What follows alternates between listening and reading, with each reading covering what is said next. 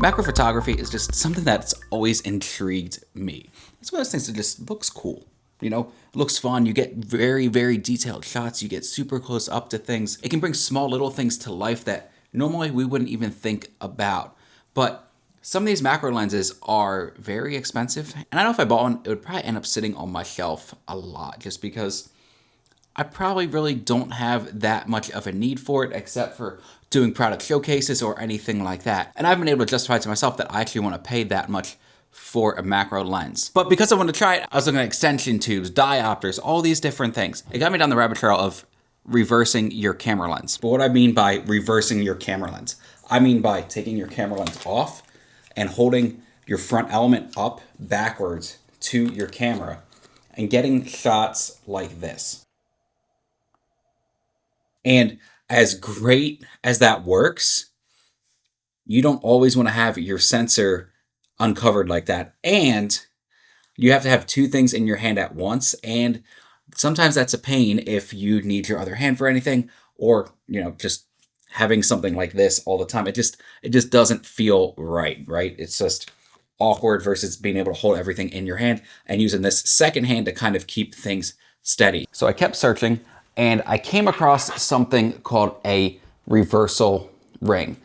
This looks very much like a step-up ring that you would get for your filters for your camera. If you use ND filters, you probably know what I'm talking about. This looks very similar, but there is a huge, huge difference. You take this big part and you screw it onto the front of your lens, just like that, and you can see now it's basically exactly like this part back here for your mount. So I have an E-mount one because I'm using Sony. And all we gotta do is take it and twist it onto our camera. And yes, it looks absolutely crazy like this, but now we can get some nice macro shots. And I've got a little spot set up back here with an old film camera. So let's go get some quick video.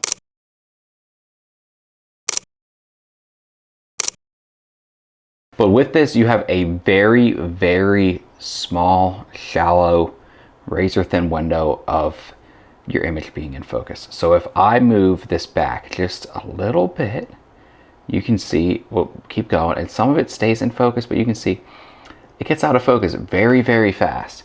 And if I pull it back up, you can see, okay, we're getting back to being close to being in focus.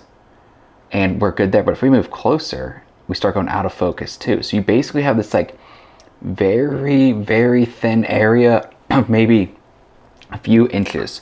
So if you're gonna do this, try to use a tripod if you can. You can do it handheld, but it's very difficult because of that razor thin focus area. Now this is a camera just on a box, and you can see I'll rotate it. And if I pull it closer, you'll see some of it just out of focus. We move back again, starts getting in focus, but we go too far, out of focus. And this can be cool for some different effects as well. If you're trying to do something fast like this, just to kind of get in focus, out of focus, whatever it might be, to kind of get a cool look. But just know that you have to be very, very careful with what you're doing if you're using this reversal ring, only because it's hard to get something in focus. As you see, it's a very cool and fun little thing to do, but there are some downsides to it. Once you put that lens on backwards, you can't control the aperture anymore, and everything is manual focus. And like we looked at with moving that box, you have this very, very razor thin margin of area that's actually going to be in focus. So you will need to use something like focus peaking in order to figure out what areas in focus. So keep that in mind, that it's not gonna be like getting a lens and you throw it on there, now you have autofocus, you can do all this great stuff. Just know you're gonna need to know whatever filter thread size you need. So for this one is a 67 because it's a 35mm.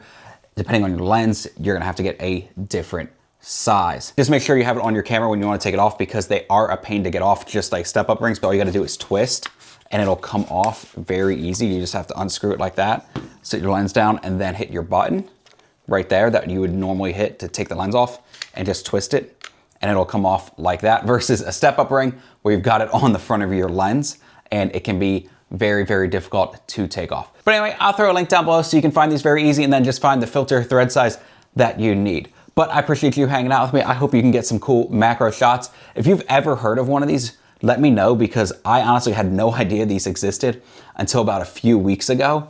And I couldn't wait to get it and try to get some shots, try to get some video with it. And I'm having a great time with it. But if you didn't know these existed either, just like drop that down below. Like, let me know if you're gonna pick one of these up, because they are pretty cool to have around, just to try to get some unique and different style shots. And maybe if I use this long enough, I'll be able to justify to myself picking up one of those macro lenses. But anyway, that's all I got for today. God bless. I'll see you in the next one.